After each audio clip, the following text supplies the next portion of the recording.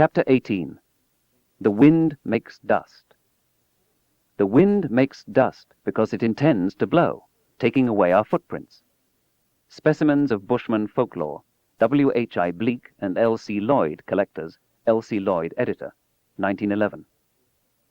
Every time a savage tracks his game, he employs a minuteness of observation and an accuracy of inductive and deductive reasoning which, applied to other matters, would assure some reputation as a man of science.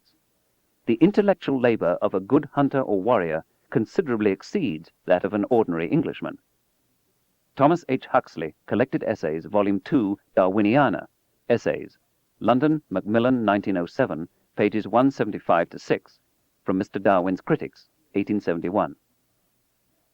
Why should so many people find science hard to learn and hard to teach?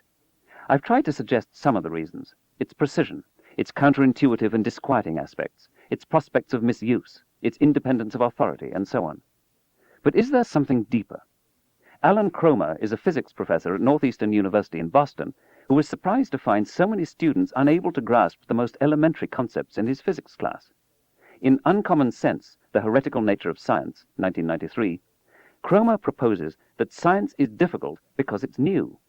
We, a species that's a few 100,000 years old, discovered the method of science only a few centuries ago, he says. Like writing, which is only a few millennia old, we haven't got the hang of it yet, or at least not without very serious and attentive study.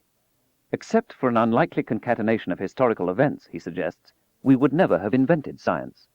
This hostility to science in the face of its obvious triumphs and benefits is, he writes, evidence that it is something outside the mainstream of human development, perhaps a fluke. Chinese civilization invented movable type, gunpowder, the rocket, the magnetic compass, the seismograph, and systematic observations and chronicles of the heavens. Indian mathematicians invented the zero, the key to comfortable arithmetic and therefore to quantitative science. Aztec civilization developed a far better calendar than that of the European civilization that inundated and destroyed it. They were better able, and for longer periods into the future, to predict where the planets would be. But none of these civilizations, Cromer argues, had developed the skeptical, inquiring, experimental method of science. All of that came out of ancient Greece. Cromer writes, the development of objective thinking by the Greeks appears to have required a number of specific cultural factors. First was the assembly, where men first learned to persuade one another by means of rational debate. Second was a maritime economy that prevented isolation and parochialism. Third was the existence of a widespread Greek-speaking world around which travelers and scholars could wander. Fourth was the existence of an independent merchant class that could hire its own teachers. Fifth was the Iliad and the Odyssey, literary masterpieces that are themselves the epitome of liberal rational thinking. Sixth was a literary religion not dominated by priests. And seventh was the persistence of these factors for 1,000 years. That all these factors came together in one great civilization is quite fortuitous. It didn't happen twice. I'm sympathetic to part of this thesis. The ancient Ionians were the first we know of to argue systematically that laws and forces of nature, rather than gods, are responsible for the order and even the existence of the world. As Lucretius summarized their views, nature free at once and rid of her haughty lords is seen to do all things spontaneously of herself, without the meddling of the gods. Except for the first week of introductory philosophy courses, though, the names and notions of the early Ionians are almost never mentioned in our society. Those who dismiss the gods tend to be forgotten. We are not anxious to preserve the memory of such skeptics, much less their ideas. Heroes who try to explain the world in terms of matter and energy may have arisen many times in many cultures, only to be obliterated by the priests and philosophers in charge of the conventional wisdom, as the Ionian approach was almost wholly lost after the time of Plato and Aristotle. With many cultures and many experiments of this sort, it may be that only on rare occasions does the idea take root. Plants and animals were domesticated and civilization began only 10 or 12,000 years ago. The Ionian experiment is 2,500 years old. It was almost entirely expunged. We can see steps towards science in ancient China, India, and elsewhere, even though faltering, incomplete, and bearing less fruit. But suppose the Ionians had never existed, and Greek science and mathematics never flourished. Is it possible that never again in the history of the human species would science have emerged? Or, given many cultures and many alternative historical skeins, isn't it likely that the right combination of factors would come into play somewhere else, sooner or later, in the islands of Indonesia, say, or in the Caribbean on the outskirts of a Mesoamerican civilization untouched by conquistadors, or in Norse colonies on the shores of the Black Sea. The impediment to scientific thinking is not, I think, the difficulty of the subject. Complex intellectual feats have been mainstays even of oppressed cultures. Shamans, magicians, and theologians are highly skilled in their intricate and arcane arts. No, the impediment is political and hierarchical. In those cultures lacking unfamiliar challenges, external or internal, where fundamental change is unneeded, novel ideas need not be encouraged. Indeed, heresies can be declared dangerous. Thinking can be rigidified, and sanctions against impermissible ideas can be enforced, all without much harm. But under varied and changing environmental or biological or political circumstances, simply copying the old ways no longer works. Then a premium awaits those who, instead of blandly following tradition or trying to foist their preferences onto the physical or social universe, are open to what the universe teaches. Each society must decide where in the continuum between openness and rigidity safety lies. Greek mathematics was a brilliant step forward. Greek science, on the other hand, its first steps rudimentary and often uninformed by experiment, was riddled with error. Despite the fact that we cannot see in pitch darkness, they believed that vision depends on a kind of radar that emanates from the eye, bounces off what we're seeing, and returns to the eye. Nevertheless, they made substantial progress in optics. Despite the obvious resemblance of children to their mothers, they believed that heredity was carried by semen alone, the woman a mere passive receptacle.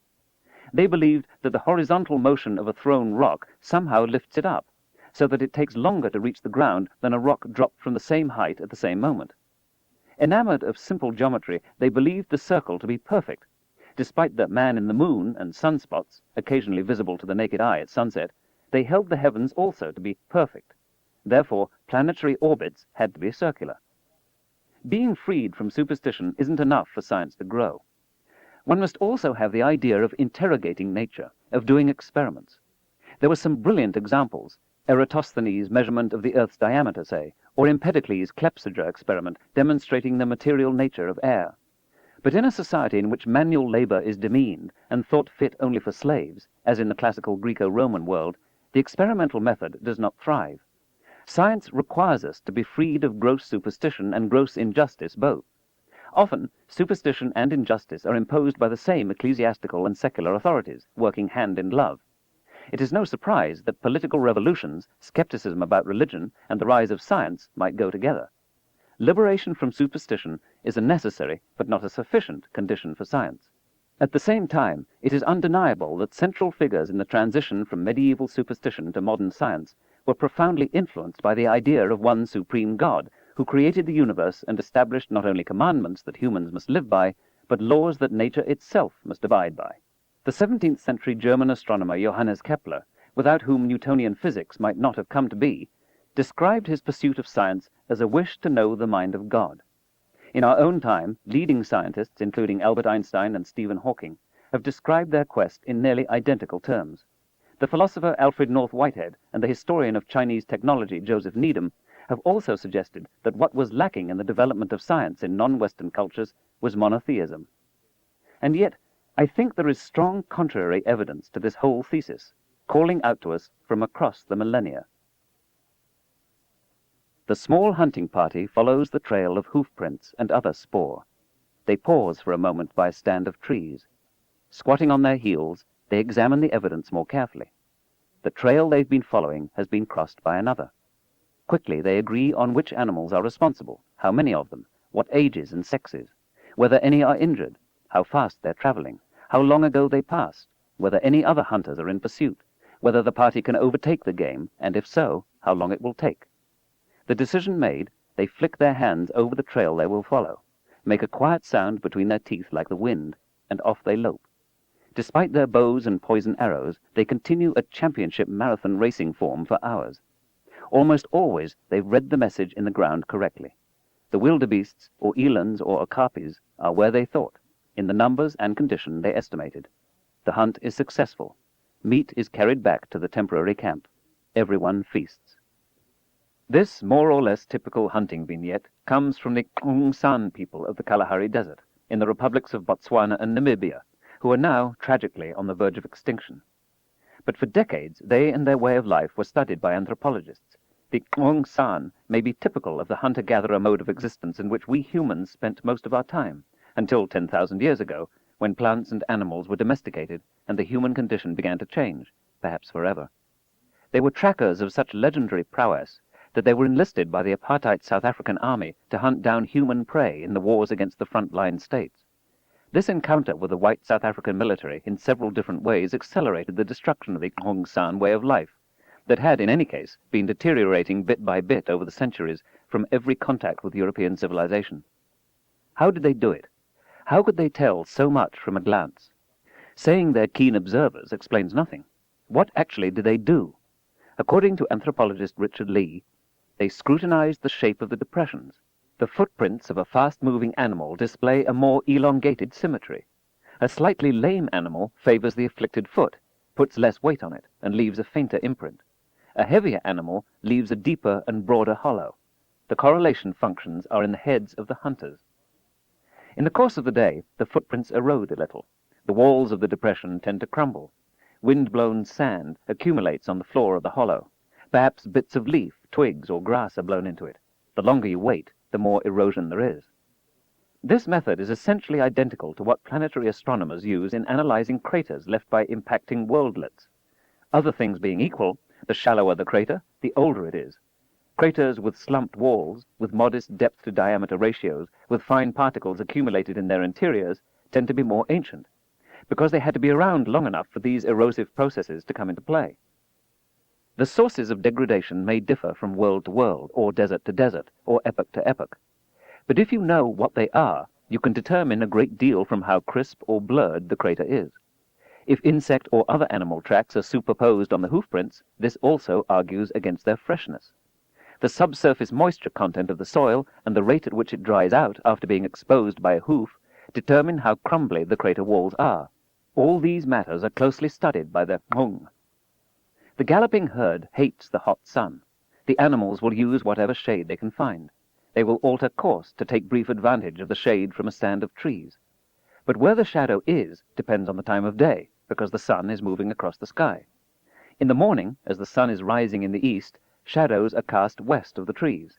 Later in the afternoon, as the sun is setting toward the west, shadows are cast to the east. From the swerve of the tracks, it's possible to tell how long ago the animals passed. This calculation will be different in different seasons of the year, so the hunters must carry in their heads a kind of astronomical calendar predicting the apparent solar motion. To me, all of these formidable forensic tracking skills are science in action. Not only are hunter-gatherers expert in the tracks of other animals, they also know human tracks very well. Every member of the band is recognizable by his or her footprints. They are as familiar as their faces. Lawrence Vanderpost recounts, "Many miles from home and separated from the rest, Nshu and I, on the track of a wounded buck, suddenly found another set of prints and spoor joining our own. He gave a deep grunt of satisfaction and said it was Bauscha's footmarks, made not many minutes before. He declared Bauscha was running fast and that we would soon see him and the animal. We topped the dune in front of us, and there was Bauscha, already skinning the animal."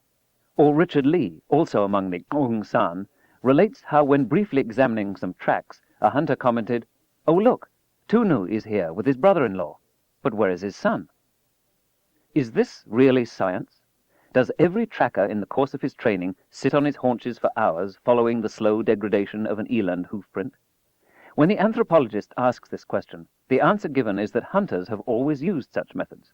They observed their fathers and other accomplished hunters during their apprenticeships. They learned by imitation. The general principles were passed down from generation to generation. The local variations, wind speed, soil moisture, are updated as needed in each generation, or seasonally, or day by day. But modern scientists do just the same. Every time we try to judge the age of a crater on the Moon, or Mercury, or Triton by its degree of erosion, we do not perform the calculation from scratch. We dust off a certain scientific paper and read the tried-and-true numbers that have been set down perhaps as much as a generation earlier. Physicists do not derive Maxwell's equations or quantum mechanics from scratch. They try to understand the principles in the mathematics. They observe its utility. They note how nature follows these rules, and they take these sciences to heart, making them their own. Yet someone had to figure out all these tracking protocols for the first time. Perhaps some Paleolithic genius, or more likely a succession of geniuses in widely separated times and places. There is no hint in the tracking protocols of magical methods, examining the stars the night before, or the entrails of an animal, or casting dice, or interpreting dreams, or conjuring demons, or any of the myriad other spurious claims to knowledge that humans have intermittently entertained. Here there's a specific, well-defined question. Which way did the prey go, and what are its characteristics? You need a precise answer that magic and divination simply do not provide, or at least not often enough to stave off starvation. Instead, hunter-gatherers, who are not very superstitious in their everyday life, except during trance dances around the fire and under the influence of mild euphoriants, are practical, workaday, motivated, social, and often very cheerful. They employ skills winnowed from past successes and failures. Scientific thinking has almost certainly been with us from the beginning. You can even see it in chimpanzees, when tracking on patrol of the frontiers of their territory, or when preparing a reed to insert into the termite mound to extract a modest but much-needed source of protein. The development of tracking skills delivers a powerful evolutionary selective advantage. Those groups unable to figure it out get less protein and leave fewer offspring. Those with a scientific bent, those able to patiently observe, those with a penchant for figuring out, acquire more food, especially more protein, and live in more varied habitats. They and their hereditary lines prosper. The same is true, for instance, of Polynesian seafaring skills. A scientific bent brings tangible rewards. The other principal food-garnering activity of pre-agrarian societies is foraging. To forage, you must know the properties of many plants, and you must certainly be able to distinguish one from another. Botanists and anthropologists have repeatedly found that all over the world, hunter-gatherer peoples have distinguished the various plant species with the precision of Western taxonomists. They have mentally mapped their territory with the finesse of cartographers. Again, all this is a precondition for survival. So the claim that, just as children are not developmentally ready for certain concepts in mathematics or logic, so primitive peoples are not intellectually able to grasp science and technology, is nonsense. This vestige of colonialism and racism is belied by the everyday activities of people living with no fixed abode and almost no possessions, the few remaining hunter-gatherers, the custodians of our deep past. Of Cromer's criteria for objective thinking, we can certainly find in hunter-gatherer peoples vigorous and substantive debate, direct participatory democracy, wide-ranging travel, no priests, and a persistence of these factors not for 1,000, but for 300,000 years or more. By his criteria, hunter-gatherers ought to have science. I think they do, or did. What Ionia and ancient Greece provided is not so much inventions or technology or engineering, but the idea of systematic inquiry, the notion that laws of nature, rather than capricious gods, govern the world. Water, air, earth, and fire all had their turn as candidate explanations of the nature and origin of the world. Each such explanation, identified with a different pre-Socratic philosopher, was deeply flawed in its details. But the mode of explanation, an alternative to divine intervention, was productive and new. Likewise, in the history of ancient Greece, we can see nearly all significant events driven by the caprice of the gods in Homer, only a few events in Herodotus, and essentially none at all in Thucydides. In a few hundred years, history passed from God-driven to human-driven. Something akin to laws of nature was once glimpsed in a determinedly polytheistic society, in which some scholars toyed with a form of atheism. This approach of the pre-Socratics was, beginning in about the 4th century BC, quenched by Plato, Aristotle, and then Christian theologians. If the skein of historical causality had been different, if the brilliant guesses of the atomists on the nature of matter, the plurality of worlds, the vastness of space and time had been treasured and built upon, if the innovative technology of Archimedes had been taught and emulated, if the notion of invariable laws of nature that humans must seek out and understand had been widely propagated, I wonder what kind of world we would live in now. I don't think science is hard to teach because humans aren't ready for it, or because it arose only through a fluke, or because, by and large, we don't have the brain power to grapple with it. Instead, the enormous zest for science that I see in first graders and the lesson from the remnant hunter-gatherers both speak eloquently. A proclivity for science is embedded deeply within us, in all times, places, and cultures. It has been the means for our survival. It is our birthright. When, through indifference, inattention, incompetence, or fear of skepticism, we discourage children from science, we are disenfranchising them, taking from them the tools needed to manage their future. Chapter 19. No such thing as a dumb question. So we keep asking over and over until a handful of earth stops our mouths. But is that an answer? Heinrich Heine, Lazarus, 1854. In East Africa, in the records of the rocks dating back to about 2 million years ago, you can find a sequence of worked tools that our ancestors designed and executed. Their lives depended on making and using these tools. This was, of course, early Stone Age technology.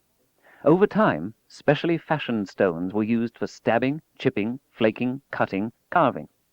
Although there are many ways of making stone tools, what is remarkable is that in a given site, for enormous periods of time, the tools were made in the same way, which means that there must have been educational institutions hundreds of thousands of years ago, even if it was mainly an apprenticeship system. While it's easy to exaggerate the similarities, it's also easy to imagine the equivalent of professors and students in loincloths, laboratory courses, examinations, failing grades, graduation ceremonies, and postgraduate education. When the training is unchanged for immense periods of time, traditions are passed on intact to the next generation. But when what needs to be learned changes quickly, especially in the course of a single generation, it becomes much harder to know what to teach and how to teach it. Then students complain about relevance. Respect for their elders diminishes.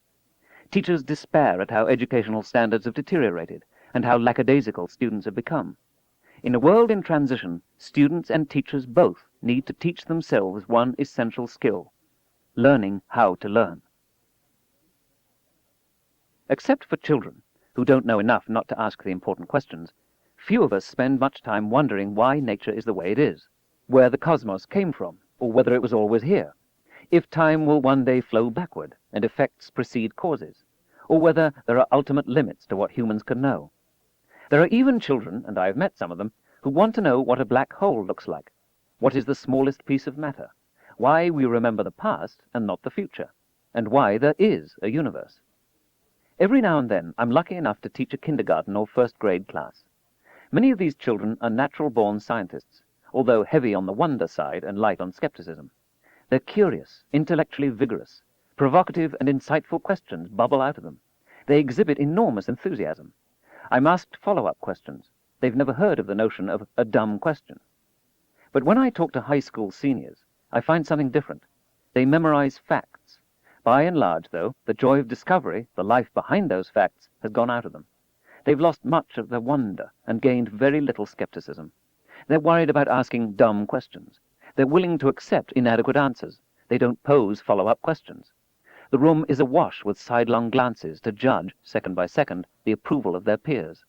They come to class with their questions written out on pieces of paper, which they surreptitiously examine, waiting their turn and oblivious of whatever discussion their peers are at this moment engaged in. Something has happened between 1st and 12th grade, and it's not just puberty. I guess that it's partly peer pressure not to excel, except in sports. Partly that the society teaches short-term gratification.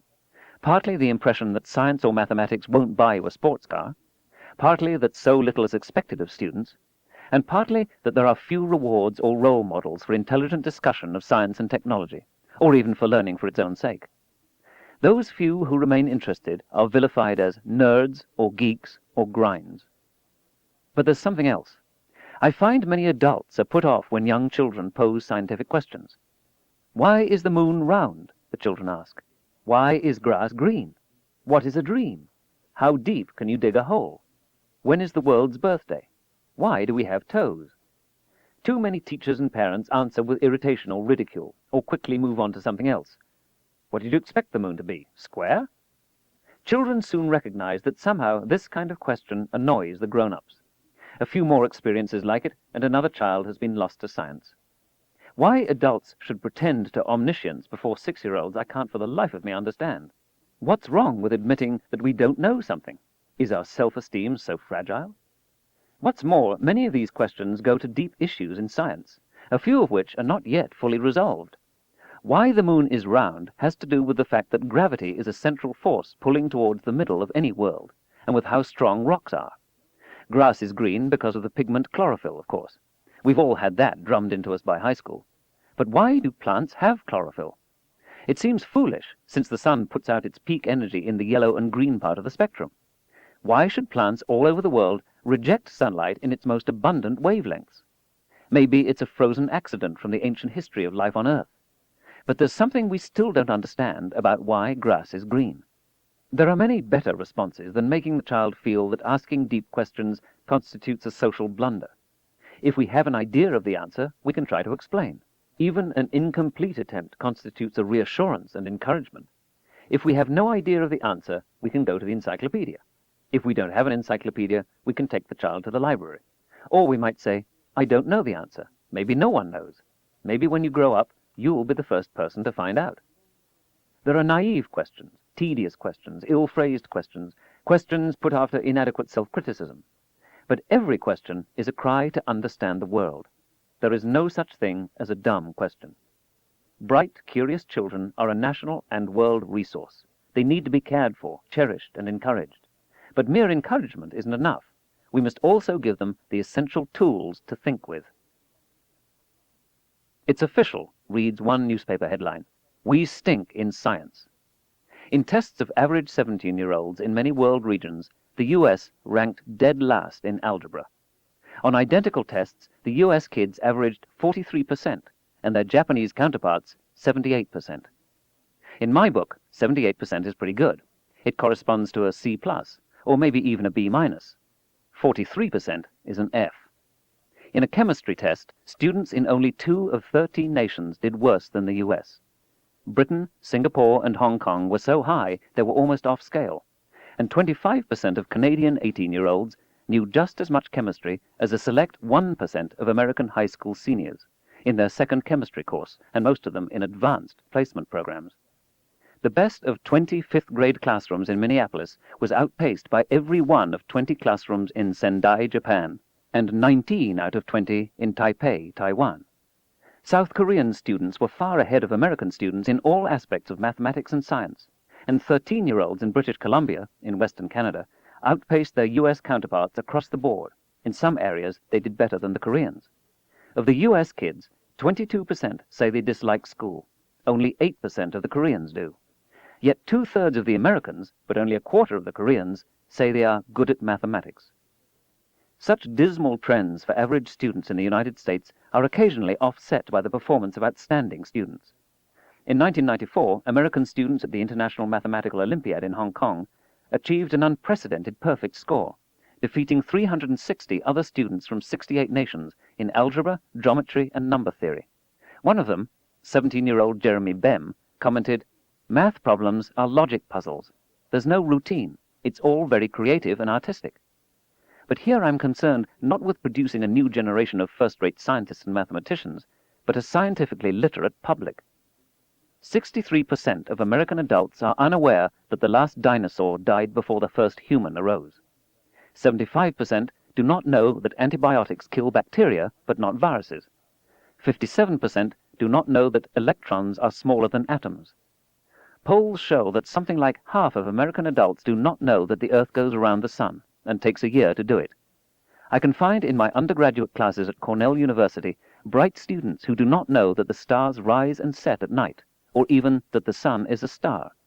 Because of science fiction, the educational system, NASA, and the role that science plays in society, Americans have much more exposure to the Copernican insight than does the average human.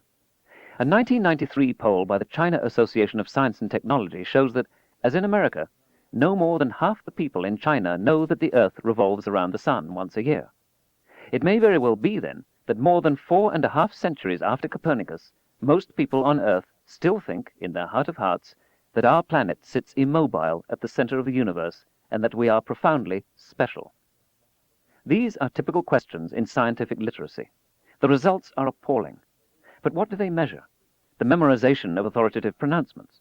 What they should be asking is how we know that antibiotics discriminate between microbes, that electrons are smaller than atoms, that the sun is a star which the Earth orbits once a year. Such questions are a much truer measure of public understanding of science, and the results of such tests would doubtless be more disheartening still. If you accept the literal truth of every word of the Bible, then the Earth must be flat. The same is true for the Koran. Pronouncing the Earth round then means you're an atheist. In 1993, the supreme religious authority of Saudi Arabia, Sheikh Abdel Aziz ibn Baz, issued an edict, or fatwa, declaring that the world is flat. Anyone of the round persuasion does not believe in God and should be punished. Among many ironies, the lucid evidence that the earth is a sphere, accumulated by the 2nd century Greco-Egyptian astronomer Claudius Ptolemaeus, was transmitted to the West by astronomers who were Muslim and Arab. In the 9th century, they named Ptolemy's book, in which the sphericity of the earth is demonstrated, the Almagest, the greatest. I meet many people offended by evolution, who passionately prefer to be the personal handicraft of God than to arise by blind physical and chemical forces over eons from slime. They also tend to be less than assiduous in exposing themselves to the evidence. Evidence has little to do with it. What they wish to be true, they believe is true. Only 9% of Americans accept the central finding of modern biology that human beings, and all the other species, have slowly evolved by natural processes from a succession of more ancient beings with no divine intervention needed along the way. When asked merely if they accept evolution, 45% of Americans say yes. The figure is 70% in China.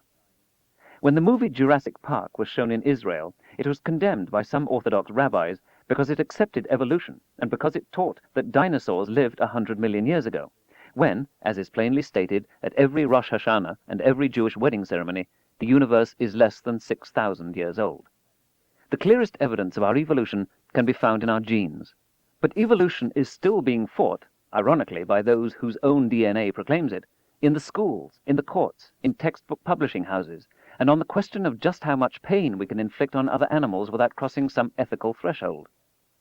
During the Great Depression, teachers enjoyed job security, good salaries, respectability. Teaching was an admired profession, partly because learning was widely recognized as the road out of poverty. Little of that is true today, and so science, and other teaching, is too often incompetently or uninspiringly done, its practitioners, astonishingly, having little or no training in their subjects, impatient with the method and in a hurry to get to the findings of science, and sometimes themselves unable to distinguish science from pseudoscience. Those who do have the training often get higher-paying jobs elsewhere. Children need hands-on experience with the experimental method, rather than just reading about science in a book.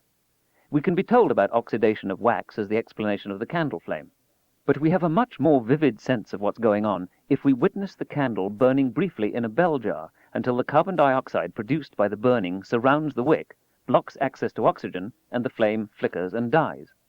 We can be taught about mitochondria in cells, how they mediate the oxidation of food like the flame burning the wax, but it's another thing altogether to see them under the microscope. We may be told that oxygen is necessary for the life of some organisms and not others. But we begin to really understand when we test the proposition in a bell jar fully depleted of oxygen. What does oxygen do for us? Why do we die without it? Where does the oxygen in the air come from? How secure is the supply? Experiment and the scientific method can be taught in many matters other than science. Daniel Kunitz is a friend of mine from college. He spent his life as an innovative junior and senior high school social sciences teacher. Want the students to understand the Constitution of the United States? You could have them read it, article by article, and then discuss it in class. But sadly, this will put most of them to sleep. Or you could try the Kunitz method. You forbid the students to read the Constitution. Instead, you assign them, 2 for each state, to attend a constitutional convention. You brief each of the 13 teams in detail on the particular interests of their state and region. The South Carolina delegation, say, would be told of the primacy of cotton, the necessity and morality of the slave trade, the danger posed by the industrial North, and so on. The 13 delegations assemble, and with a little faculty guidance, but mainly on their own, over some weeks write a constitution. Then they read the real constitution. The students have reserved war-making powers to the president. The delegates of 1787 assigned them to Congress. Why? The students have freed the slaves. The original Constitutional Convention did not. Why? This takes more preparation by the teachers and more work by the students, but the experience is unforgettable. It's hard not to think that the nations of the earth would be in better shape if every citizen went through a comparable experience. We need more money for teachers' training and salaries, and for laboratories.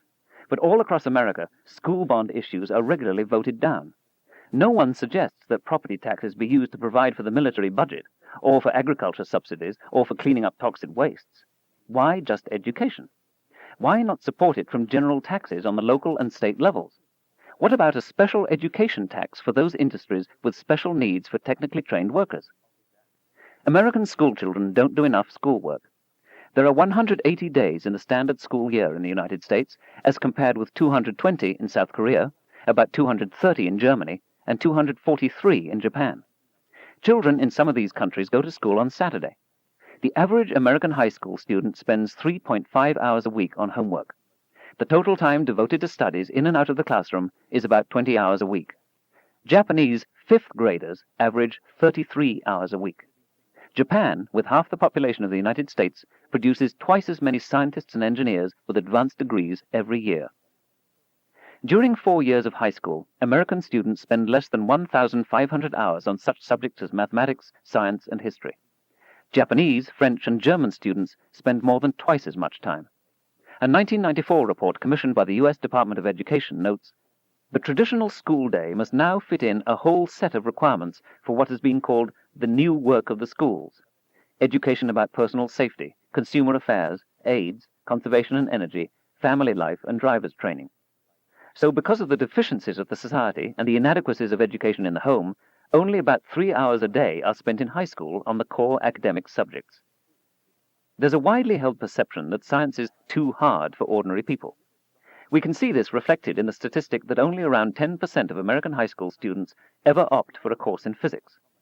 What makes science suddenly too hard? Why isn't it too hard for the citizens of all those other countries that are outperforming the United States? What has happened to the American genius for science, technical innovation, and hard work? Americans once took enormous pride in their inventors, who pioneered the telegraph, telephone, electric light, phonograph, automobile, and airplane. Except for computers, all that seems a thing of the past. Where did all that Yankee ingenuity go? Most American children aren't stupid. Part of the reason they don't study hard is that they receive few tangible benefits when they do. Competency, that is, actually knowing the stuff, in verbal skills, mathematics, science, and history these days, doesn't increase earnings for average young men in their first 8 years out of high school, many of whom take service rather than industrial jobs. In the productive sectors of the economy, though, the story is often different. There are furniture factories, for example, in danger of going out of business, not because there are no customers, but because so few entry-level workers can do simple arithmetic. A major electronics company reports that 80% of its job applicants can't pass a fifth-grade mathematics test. The United States already is losing some $40 billion a year, mainly in lost productivity and the cost of remedial education, because workers, to too great a degree, can't read, write, count, or think. In a survey by the U.S. National Science Board of 139 high-technology companies in the United States, the chief causes of the research and development decline attributable to national policy were 1. Lack of a long-term strategy for dealing with the problem. 2. Too little attention paid to the training of future scientists and engineers. 3. Too much investment in defense and not enough in civilian research and development. And 4. Too little attention paid to pre-college education. Ignorance feeds on ignorance. Science phobia is contagious. Those in America with the most favorable view of science tend to be young, well-to-do, college-educated white males. But 3/4 of new American workers in the next decade will be women, non-whites, and immigrants. Failing to rouse their enthusiasm, to say nothing of discriminating against them, isn't only unjust, it's also stupid and self-defeating. It deprives the economy of desperately needed skilled workers. African American and Hispanic students are doing significantly better in standardized science tests now than in the late 1960s, but they're the only ones who are. The average math gap between white and black U.S. high school graduates is still huge, 2 to 3 grade levels. But the gap between white U.S. high school graduates and those in, say, Japan, Canada, Great Britain, or Finland is more than twice as large, with the U.S. students behind. If you're poorly motivated and poorly educated, you won't know much. No mystery there. Suburban African Americans with college-educated parents do just as well in college as suburban whites with college-educated parents. According to some statistics, enrolling a poor child in a Head Start program doubles his or her chances to be employed later in life. One who completes an Upward Bound program is 4 times as likely to get a college education. If we're serious, we know what to do. What about college and university? There are obvious steps to take: improved status based on teaching success, and promotions of teachers based on the performance of their students in standardized, double-blind tests. Salaries for teachers that approach what they could get in industry. More scholarships, fellowships, and laboratory equipment. Imaginative, inspiring curricula, and textbooks in which the leading faculty members play a major role. laboratory courses required of everyone to graduate, and special attention paid to those traditionally steered away from science. We should also encourage the best academic scientists to spend more time on public education, textbooks, lectures, newspaper and magazine articles, TV appearances, and a mandatory freshman or sophomore course in skeptical thinking and the methods of science might be worth trying. The mystic William Blake stared at the sun and saw angels there, while others, more worldly, perceived only an object of about the size and color of a golden guinea. Did Blake really see angels in the sun, or was it some perceptual or cognitive error? I know of no photograph of the sun that shows anything of the sort. Did Blake see what the camera and the telescope cannot? Or does the explanation lie much more inside Blake's head than outside? And is not the truth of the sun's nature as revealed by modern science far more wonderful? No mere angels or gold coin, but an enormous sphere into which 1,000,000 Earths could be packed, in the core of which the hidden nuclei of atoms are being jammed together, hydrogen transfigured into helium, the energy latent in hydrogen for billions of years released, the Earth and other planets warmed and lit thereby, and the same process repeated 400 billion times elsewhere in the Milky Way galaxy. The blueprints, detailed instructions, and job orders for building you from scratch would fill about 1,000 encyclopedia volumes if written out in English. Yet every cell in your body has a set of these encyclopedias. A quasar is so far away that the light we see from it began its intergalactic voyage before the Earth was formed. Every person on Earth is descended from the same not quite human ancestors in East Africa a few million years ago, making us all cousins. Whenever I think about any of these discoveries, I feel a tingle of exhilaration. My heart races. I can't help it. Science is an astonishment and a delight. Every time a spacecraft flies by a new world, I find myself amazed. Planetary scientists ask themselves, "Oh, is that the way it is? Why didn't we think of that?" But nature is always more subtle, more intricate, more elegant than what we are able to imagine. Given our manifest human limitations, what is surprising is that we have been able to penetrate so far into the secrets of nature. Nearly every scientist has experienced, in a moment of discovery or sudden understanding, a reverential astonishment. Science, pure science, science not for any practical application but for its own sake, is a deeply emotional matter for those who practice it, as well as for those non-scientists who every now and then dip in to see what's been discovered lately. And, as in a detective story, it's a joy to frame key questions, to work through the alternative explanations, and maybe even to advance the process of scientific discovery. Consider these examples, some very simple, some not, chosen more or less at random. Could there be an undiscovered integer between 6 and 7? Could there be an undiscovered chemical element between atomic number 6, which is carbon, and atomic number 7, which is nitrogen? Yes, the new preservative causes cancer in rats. But what if you have to give a person who weighs much more than a rat a pound a day of the stuff to induce cancer? In that case, Chapter 23, Maxwell and the Nerds. Why should we subsidize intellectual curiosity? Ronald Reagan, Campaign Speech, 1980. There is nothing which can better deserve our patronage than the promotion of science and literature. Knowledge is in every country the surest basis of public happiness. George Washington, Address to Congress, January 8, 1790. Stereotypes abound. Ethnic groups are stereotyped. The citizens of other nations and religions are stereotyped.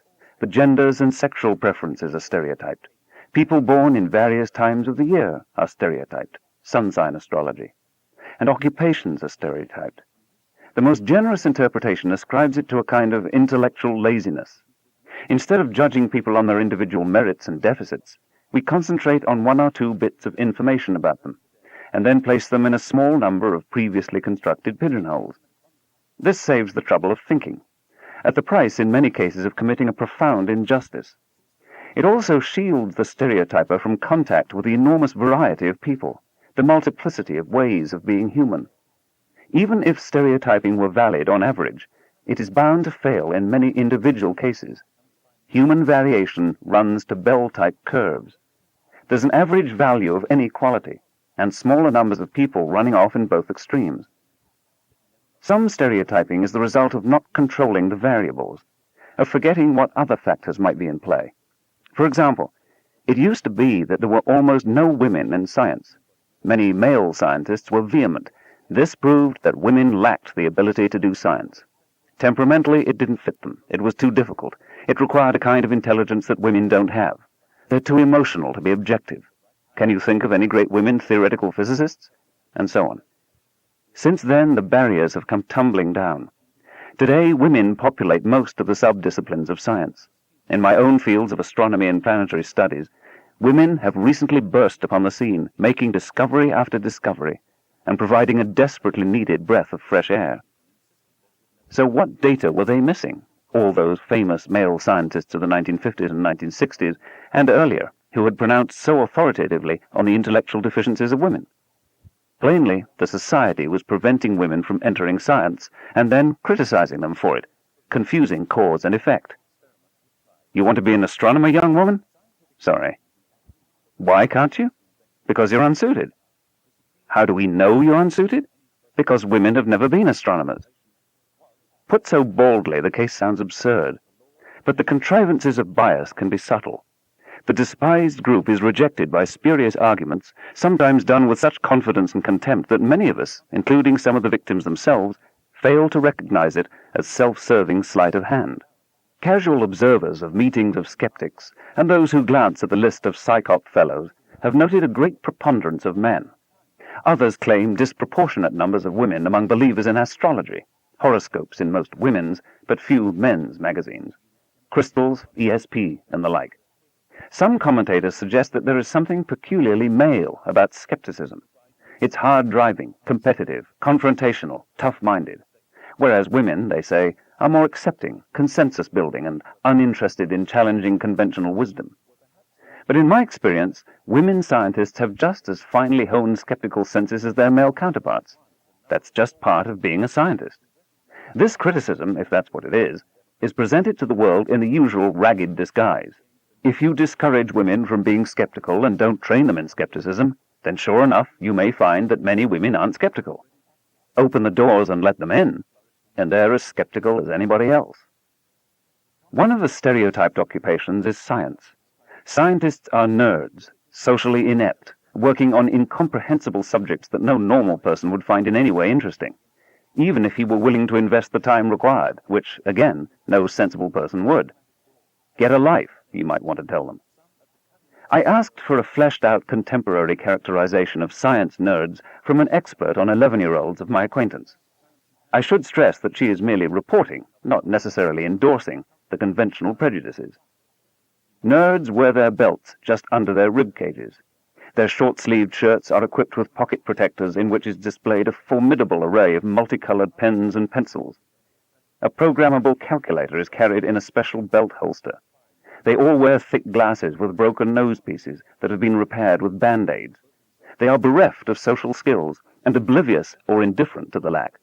When they laugh, what comes out is a snort. They jabber at each other in an incomprehensible language. They'll jump at the opportunity to work for extra credit in all classes except gym. They look down on normal people, who in turn laugh at them. Most nerds have names like Norman. The Norman conquest involved a horde of high-belted, pocket-protected, calculator-carrying nerds with broken glasses invading England. There are more boy nerds than girl nerds, but there are plenty of both. Nerds don't date. If you're a nerd, you can't be cool. Also vice versa. This is, of course, a stereotype. There are scientists who dress elegantly, who are devastatingly cool, who many people long to date, who do not carry concealed calculators to social events. Some you'd never guess were scientists if you invited them to your home. But other scientists do match the stereotype, more or less. They're pretty socially inept. There may be, proportionately, many more nerds among scientists than among backhoe operators or fashion designers or highway patrol officers. Perhaps scientists are more nerdish than bartenders or surgeons or short-order cooks. Why should this be? Many people untalented in getting along with others find a refuge in impersonal pursuits, particularly mathematics and the physical sciences. Maybe the serious study of difficult subjects requires so much time and dedication that very little is left over for learning more than the barest social niceties. Maybe it's a combination of both. Like the mad scientist image to which it's closely related, the nerd scientist stereotype is pervasive in our society. What's wrong with a little good-natured fun at the expense of scientists? If, for whatever reason, people dislike the stereotypical scientist, they are less likely to support science.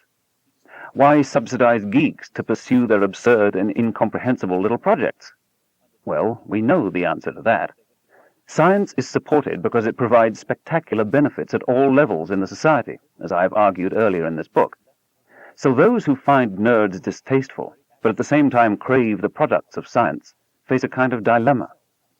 A tempting resolution is to direct the activities of the scientists. Don't give them money to go off in weird directions. Instead, tell them what we need, this invention or that process. Subsidize not the curiosity of the nerds, but what will benefit the society. It seems simple enough. The trouble is that ordering someone to go out and make a specific invention, even if price is no object, hardly guarantees that it gets done. There may be an underpinning of knowledge that's unavailable, without which no one will ever build the contrivance you have in mind. And the history of science shows that often you can't go after the underpinnings in a directed way either.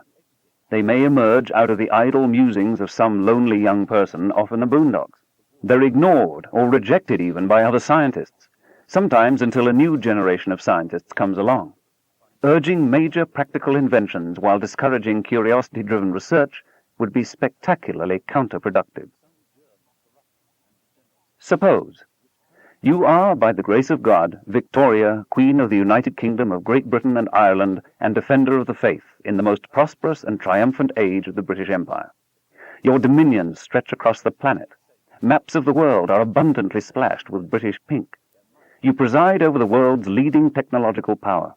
The steam engine is perfected in Great Britain largely by Scottish engineers, who provide technical expertise on the railways and steamships that bind up the empire. Suppose in the year 1860 you have a visionary idea, so daring it would have been rejected by Jules Verne's publisher. You want a machine that will carry your voice, as well as moving pictures of the glory of the empire, into every home in the kingdom. What's more, the sounds and pictures must come not through conduits or wires, but somehow out of the air, so people at work and in the field can receive instantaneous inspirational offerings designed to ensure loyalty and the work ethic. The word of God could also be conveyed by the same contrivance. Other socially desirable applications would doubtless be found. So with the Prime Minister's support, you convene the cabinet, the Imperial General Staff, and the leading scientists and engineers of the empire. You will allocate £1 million, you tell them. Big money in 1860. If they need more, just ask. You don't care how they do it, just get it done. Oh yes, it's to be called the Westminster Project. Probably there would be some useful inventions emerging out of such an endeavour, spin-off. There always are when you spend huge amounts of money on technology. But the Westminster Project would almost certainly fail. Why? Because the underlying science hadn't been done. By 1860, the telegraph was in existence. You could imagine at great expense telegraphy sets in every home, with people ditting and dying messages out in Morse code. But that's not what the Queen asked for. She had radio and television in mind, but they were far out of reach. In the real world, the physics necessary to invent radio and television would come from a direction that no one could have predicted. James Clerk Maxwell was born in Edinburgh, Scotland in 1831. At age 2, he found that he could use a tin plate to bounce an image of the sun off the furniture and make it dance against the walls. As his parents came running, he cried out, "It's the sun! I got it with the tin plate!" In his boyhood, he was fascinated by bugs, grubs, rocks, flowers, lenses, machines. It was humiliating, later recalled his Aunt Jane, to be asked so many questions one couldn't answer by a child like that. Naturally, by the time he got to school, he was called Dafty, daft being a Britishism for not quite right in the head. He was an exceptionally handsome young man, but he dressed carelessly, for comfort rather than style, and his Scottish provincialisms in speech and conduct were a cause for derision, especially by the time he reached college. And he had peculiar interests. Maxwell was a nerd. He fared little better with his teachers than with his fellow students. Here's a poignant couplet he wrote at the time. "Ye years roll on, and haste the expected time, when flogging boys shall be accounted crime." Many years later, in 1872, in his inaugural lecture as Professor of Experimental Physics at Cambridge University, He alluded to the nerdish stereotype. It is not so long ago since any man who devoted himself to geometry or to any science requiring continued application was looked upon as necessarily a misanthrope, who must have abandoned all human interests and betaken himself to abstractions so far removed from all the world of life and action that he has become insensible alike to the attractions of pleasure and to the claims of duty. I suspect that "not so long ago" was Maxwell's way of recalling the experiences of his youth. He then went on to say, "In the present day, men of science are not looked upon with the same awe or with the same suspicion. They are supposed to be in league with the material spirit of the age, and to form a kind of advanced radical party among men of learning. We no longer live in a time of untrammeled optimism about the benefits of science and technology. We understand that there is a downside. Circumstances today are much closer to what Maxwell remembered from his childhood. He made enormous contributions to astronomy and physics, from the conclusive demonstration that the rings of Saturn are composed of small particles, to the elastic properties of solids, to the disciplines now called the kinetic theory of gases and statistical mechanics. It was he who first showed that an enormous number of tiny molecules moving on their own, incessantly colliding with each other and bouncing elastically, leads not to confusion, but to precise statistical laws. The properties of such a gas can be predicted and understood. The bell-shaped curve that describes the speeds of molecules in a gas is now called the Maxwell-Boltzmann distribution. He invented a mythical being, now called Maxwell's demon, whose actions generated a paradox that took modern information theory and quantum mechanics to resolve. The nature of light had been a mystery since antiquity. There were acrimonious, learned debates on whether it was a particle or a wave. Popular definitions ran to the style, "Light is darkness lit up." Maxwell's greatest contribution was his discovery that electricity and magnetism, of all things, joined together to become light. The now conventional understanding of the electromagnetic spectrum, running in wavelength from gamma rays to X-rays to ultraviolet light to visible light to infrared light to radio waves, is due to Maxwell. So is radio, television, and radar. But Maxwell wasn't after any of this. He was interested in how electricity makes magnetism, and vice versa. I want to describe what Maxwell did, but his historic accomplishment is highly mathematical. In a few pages I can at best give you only a flavor. If you do not fully understand what I'm about to say, please bear with me. There's no way we can get a feeling for what Maxwell did without looking at a little mathematics. Mesmer, the inventor of mesmerism, believed he had discovered a magnetic fluid, almost the same thing as the electric fluid, that permeated all things. On this matter as well, he was mistaken. We now know that there is no special magnetic fluid, and that all magnetism, including the power that resides in a bar or horseshoe magnet, is due to moving electricity. The Danish physicist Hans Christian Ørsted had performed a little experiment in which electricity was made to flow down a wire and induce a nearby compass needle to waver and tremble. The wire and the compass were not in physical contact. The great English physicist Michael Faraday had done the complementary experiment. He made a magnetic force turn on and off, and thereby generated a current of electricity in a nearby wire. Time-varying electricity had somehow reached out and generated magnetism, and time-varying magnetism had somehow reached out and generated electricity. This was called induction, and was deeply mysterious, close to magic.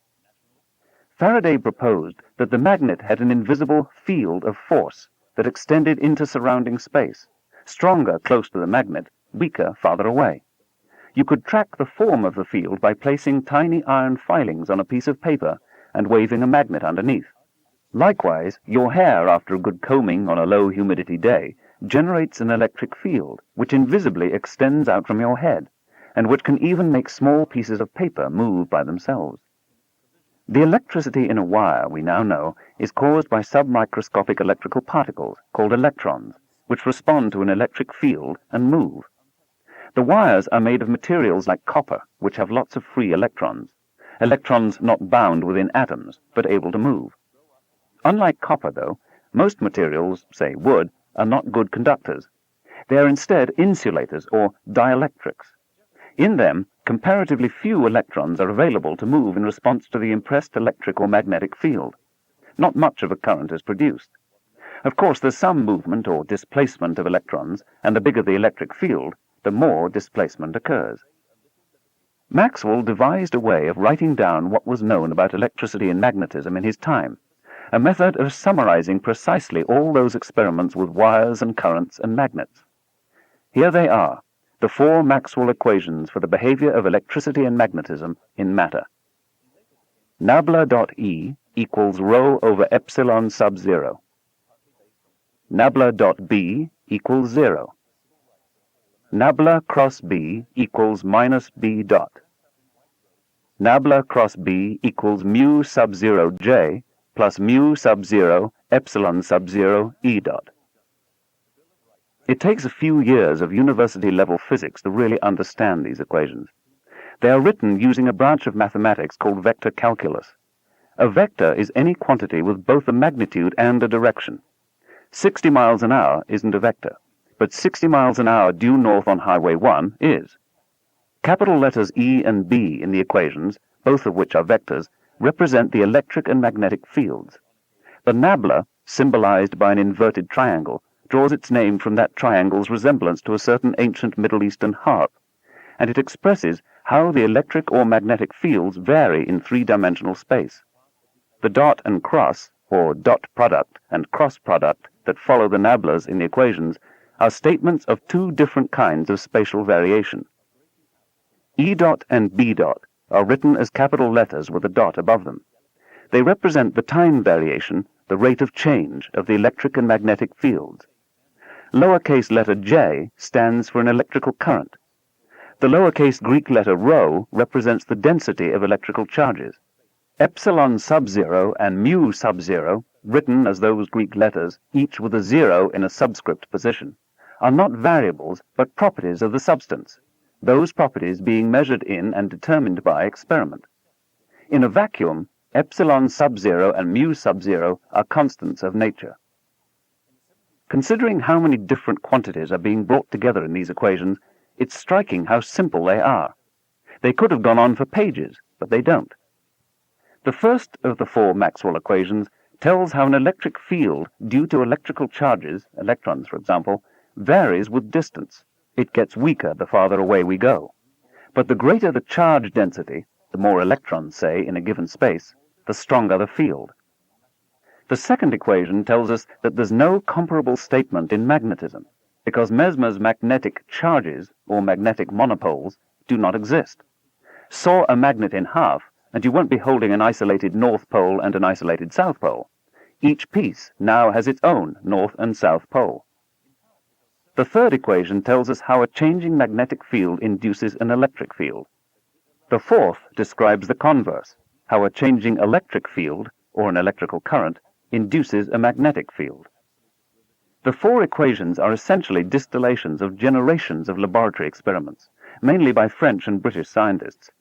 What I've described here vaguely and qualitatively, the equations describe exactly and quantitatively. Maxwell then asked himself a strange question.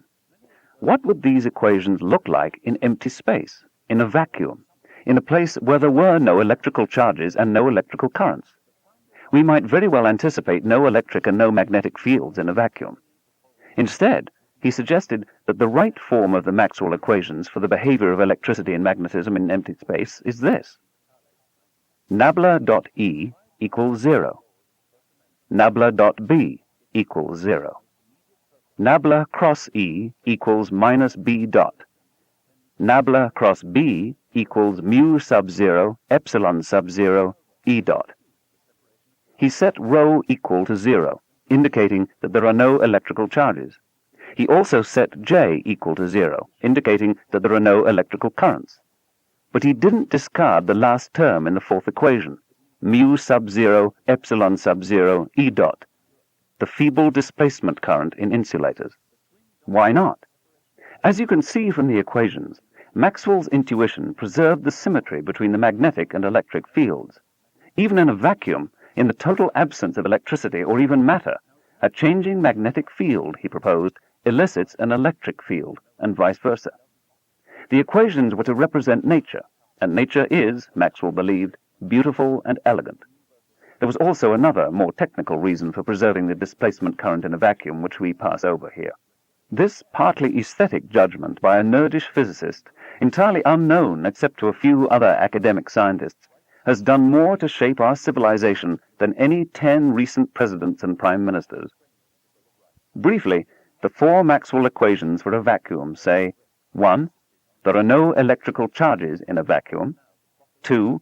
There are no magnetic monopoles in a vacuum. 3. A changing magnetic field generates an electrical field. And 4. Vice versa. When the equations were written down like this, Maxwell was readily able to show that E and B propagated through empty space as if they were waves. What's more, he could calculate the speed of the wave. It was just 1 divided by the square root of epsilon sub-zero times mu sub-zero. But epsilon sub-zero and mu sub-zero had been measured in the laboratory. When you plugged in the numbers, you found that the electric and magnetic fields in a vacuum ought to propagate astonishingly at the same speed as